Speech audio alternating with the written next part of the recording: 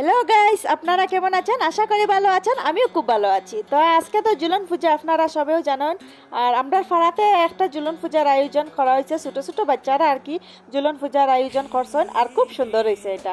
তো আপনাদের সঙ্গে আমি এইটা আর কি শেয়ার করবো একটু। তো আপনারা দেখতে থাকো। এই দেখো এখানে সব মানুষ আসেন।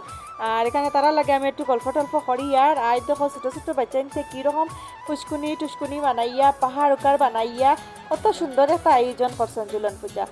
খুব ভাল লাগছে আর কি দেখি এইটা। তো জুলনটা একটু তারা উফরে উফরে আর কি উঠাই লিছেন। আমি কইছি পাহাড়ের সমান জুলনটা করো, তাহলে খুব সুন্দর হইব। এরপরে তারা কইছে না পাহাড়ের সমান করবো। তারপরে দেখো তারা গাছের ডালুল আনিয়া পাহাড়ের পিছন দিকে লাগাইও গাইয়া কত সুন্দর একটা জুলন পূজার আয়োজন করা হয়েছে আমাদের এখানে। তো আপনাদের সঙ্গে একটু একটু শেয়ার করবো। ওই দেখো এখানে আমার ছেলে, আর এখানে কত মানুষ আছেন বিকাল টাইম। তারাও রাস্তার দিকে বাইরে ছিলেন আমার মতো বাইরে ইয়া এই জুলন পূজার আয়োজন তারাও দেখলা। ওই দেখো ছোটো ছোটো বাচ্চা নিতে কি রকম জুলন পূজার আয়োজন করছেন, কত ভাল লাগে দেখতে। আজকাল লাগে হয়তো টুকটা বাই বাই।